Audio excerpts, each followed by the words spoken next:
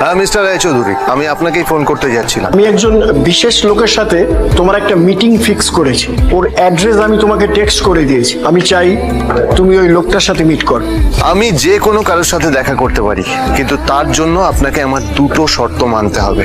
প্রথমটা, আমার জন্য একটা রেয়ার হীরের নেকলেস আপনাকে জোগাড় করে আনতে হবে। দ্বিতীয়টা, আমি আপনাকে টেক্সট করছি, এটাও কিন্তু একই রকম জরুরি।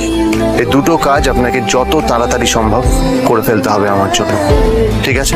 তোমার অ্যাকাউন্টে কিছু টাকা পাঠিয়েছি, কিছু জামা কাপড় কেন, যাতে তুমি ভদ্র সমাজে আসার যোগ্য হও। তোমাকে আমি স্বামীর পরিচয় দিতে লজ্জা না পাই। আমার কারণে আমার পরিবার লজ্জা পাবে, আমি সেটা চাই না।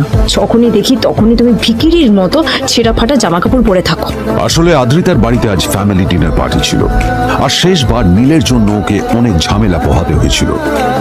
মেসেজ পড়ে নীল ফোনটা নিজের পকেটে রেখে রাস্তার ধারে গিয়ে একটা ট্যাক্সি থামানোর